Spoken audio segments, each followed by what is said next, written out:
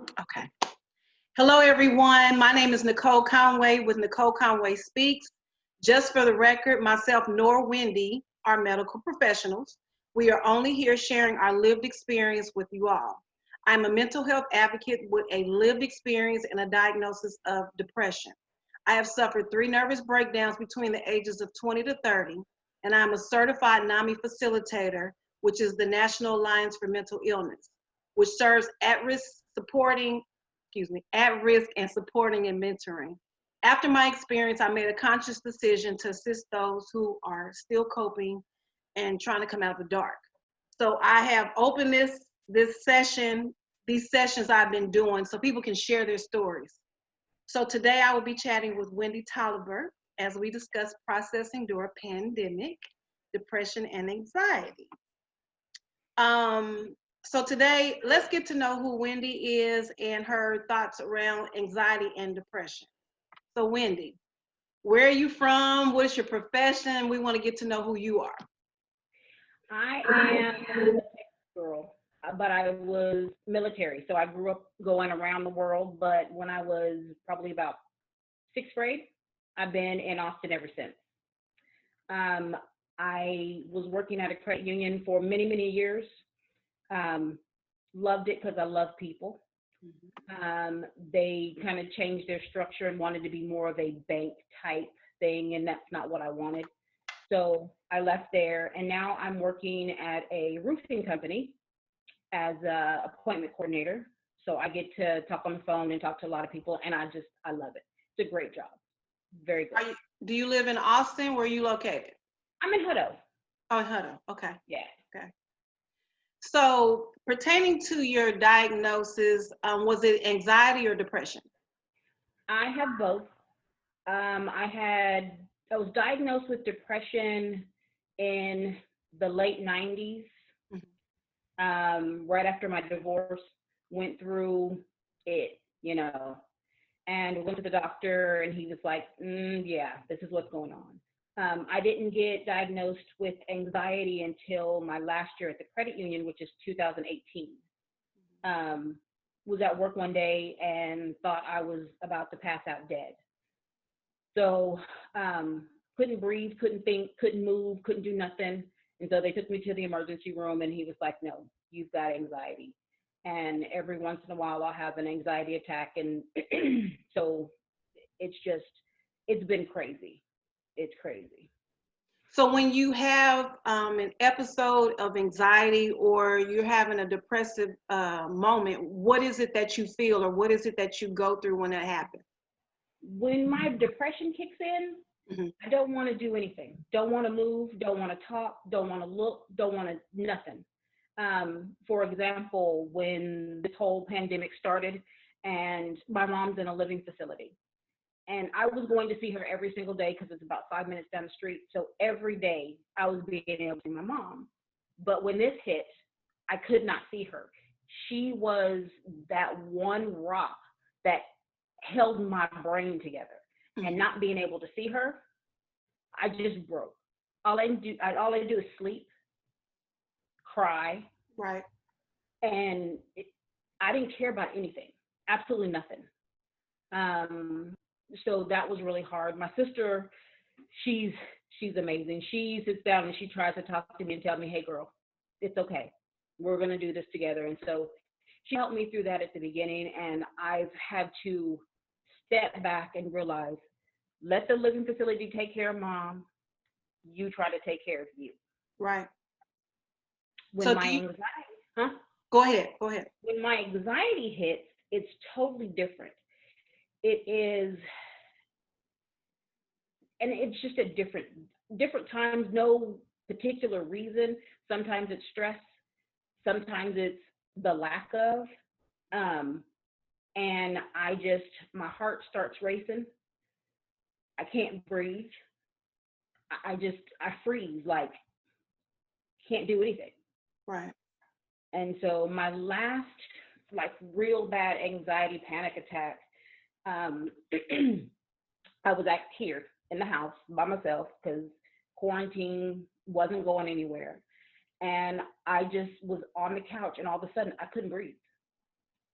I couldn't do anything.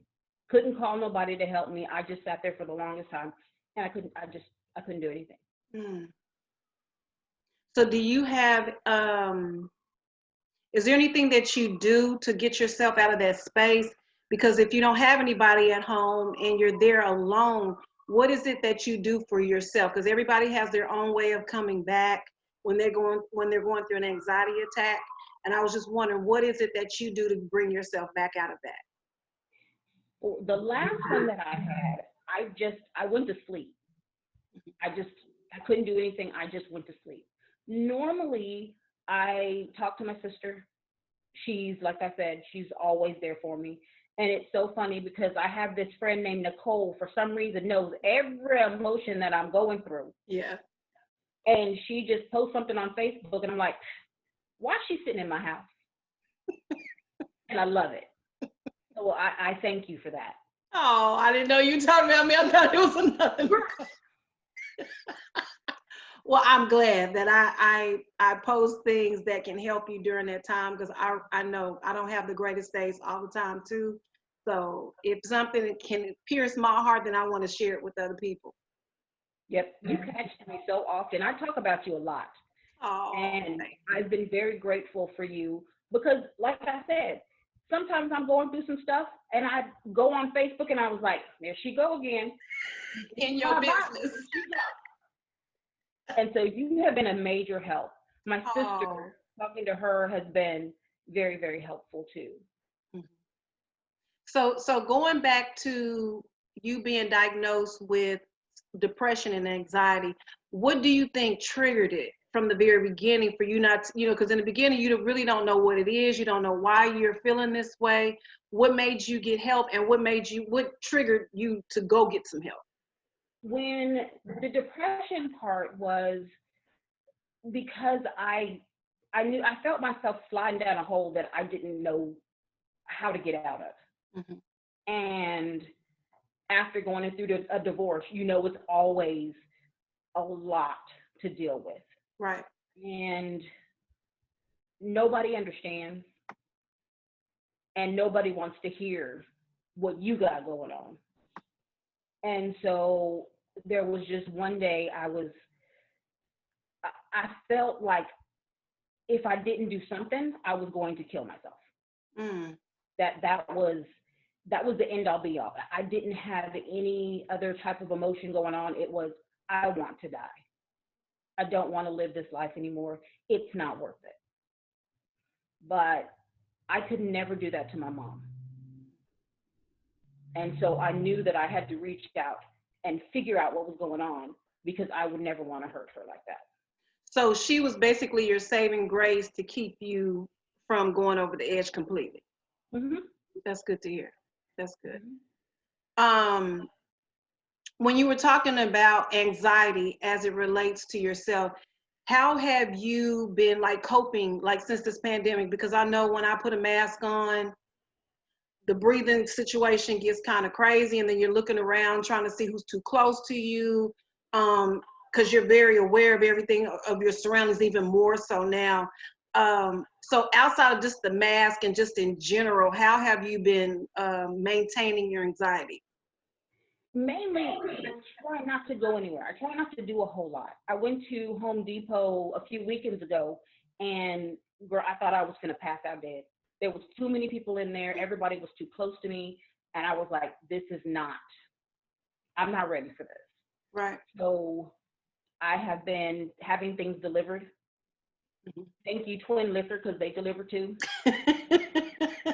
But, I have a couple of friends that'll drop by, but they are also, staying in the house, that kind of thing. I decided a couple of weeks ago to go ahead and get tested to make sure, I don't have the virus. And that eased my mind a lot. Oh, good. So my boss is awesome, and she knows me. She's known me a really long time, and she's just like, we'll do whatever we need to do to make sure that you're okay with coming back to work. So everybody keeps their distance from me, and she makes sure they're wearing their mask and all that kind of stuff, sanitizer all over. So that helps me not to get too worked up. So that's been helpful. But then I'm a crafter. So I get in my little room and I make my masks, and I have way too many for any one person to have. But Have you considered selling them? I give them away. I would rather not sell them. So if somebody needs one, I'll make them one. Gotcha. Nice. So that's good that you have something that you can do with your hands to keep your mind off of whatever may be going on, the news. And it's always good to disconnect from those things. Mm-hmm. There's a lot of days that I don't even watch TV or the news. I just run my business, or I do all my social media, check on people. So that's good for me. I'm not really a crafter per se, but I will style you to death, okay? So anyway, we're not gonna go there. So growing up, I know that in our community, we have been told to be very strong individuals. And, we don't talk about what happens out in the public. You don't tell business, it stays in the house. And you better not tell anybody, because you have to represent this family, because you represent everybody in this house. I know we both grew up like that. So as it pertains to mental health and health in general, did you ever have the opportunity for your family to share, yes, you are strong, but I want you to take care of yourself. I want you to go check on your mental health and make sure that you're in a healthy space? No, no. It was never even a discussion. Never even a discussion. Girl, what's wrong with you? Suck it up. You just get over it. It'll be fine. Yeah.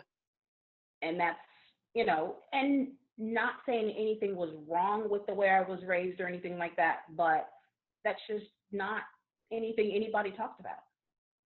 And so because, go ahead.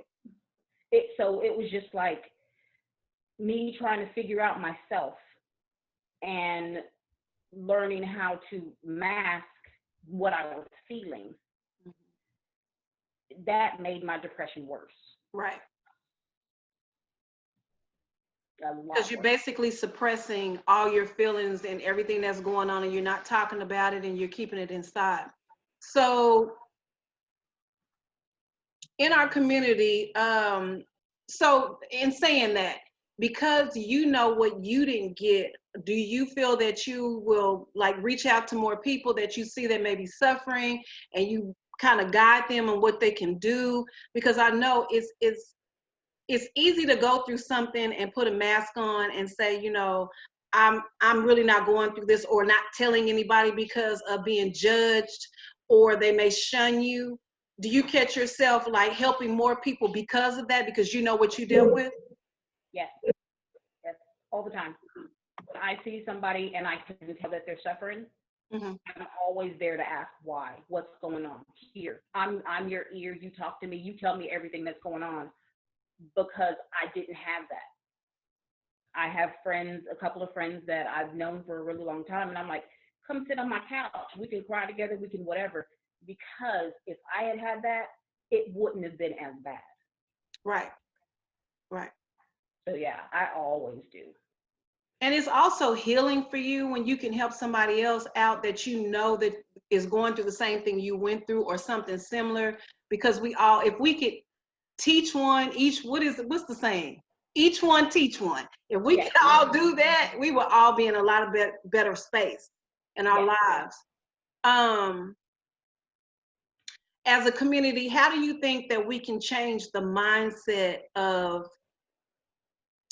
that is it's no big deal, it's not really anything, and I know in the church too, they also say, it's just a spirit, everybody has their mind made up of what they think it is, but until you walk a mile in my shoes, you don't really know what I'm going through. I think as a community, we have to reach out and listen. We have to listen to what people are saying instead of letting them pretend to talk and say, that's not what it is. Hear them and feel what they're feeling, so you can understand more what this really is. Right. And us that are going through it, we need to talk about it. We need to put it out there and let people know, hey, this is not something you play with.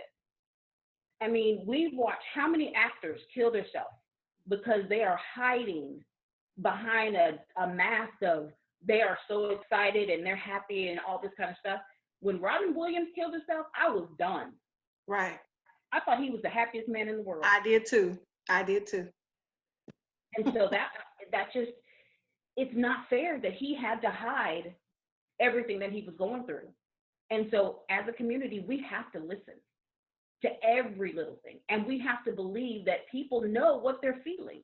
Mm-hmm. You can't tell me what I'm feeling. Just like when my dad passed away last year, people were like, oh, you need to grieve this way. No. Don't tell me how to handle my depression. Don't tell me how to handle my anxiety. Don't tell me how to grieve my parent, because you don't know me that well. And everybody grieves differently. Everybody handles things differently. So you can't tell somebody, like I did a live today. It was very short. It was just more of a mental health moment. Basically saying that if you have a rough day and you just need to not be bothered with anybody, take that day, but don't beat yourself up because you took it. You just need it so you can get back on track the next day. But people want to tell you, well, you shouldn't have a bad day. You shouldn't be going, but you don't know what I'm dealing with on the inside. And you don't know what triggers me. So you can't tell me how to feel or how to think through depression. You just can't do it. That's right. So, you know, the thing of doctors giving medicine just to mask what's really going on, do you think that they overdose and they give you too much medicine just to cover up what's happening with you? All the time. My first doctor, when I first started depression, gave me the highest dose of Prozac that you could probably have. Mm-hmm. And I felt nothing, didn't care about nothing. And so my life didn't have any meaning. I was just going day to day. Right. I didn't like that feeling, so I stopped. You should never just stop. But I did. And the very last, when I had my anxiety episode, when I went to the hospital, I left there with 5 different medications, 3 different sleeping pills, depression medication, and anxiety medication. What do I need all that for? And did he put you at the highest dose for each one of them? Not quite all of them. The depression medicine was probably middle. The anxiety was high. The sleeping pills were, mid-range because I have, sleeping issues. But why do I need 3 different sleeping pills to take every day? And that's just not. That's too much. Yeah, it's too much. So I don't take them. I take my anxiety medicine because I know I need it. Mm-hmm.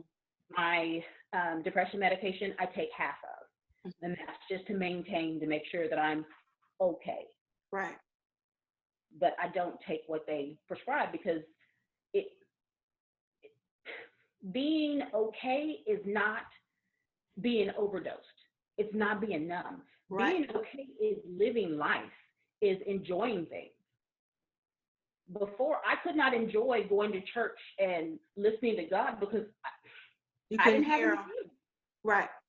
Didn't have any feelings. I love church. You walk into church, you're going to see me, I'm crying.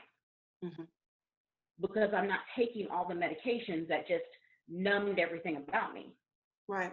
So I know people have different feelings about medicine. Do you think that it is necessary for some people, but to talk to your physician more on the thing of how much, and can we get like a lower and then work our way up instead of start me at the highest? Yes. Yes. I think that I will be on depression medicine for the rest of my life. Okay. I don't think that I will ever be able to go without it because the times that I have broken from it, it's been rough. Really, really bad. But being on a lower dosage, it helps me go through it a whole lot easier. I'm not saying I don't have depression. It didn't disappear. But it's not as bad as me wanting to sit down and slice my throat, Exactly. So. I know when I went to the last time I went to a mental institution, they gave me the highest dosage. I felt like a zombie. I felt like I had no control over myself. I went to bed at a certain time. I got up at a certain time every single day. But like you said, you just feel like you don't have any feelings. And the thing is, depression is a chemical imbalance.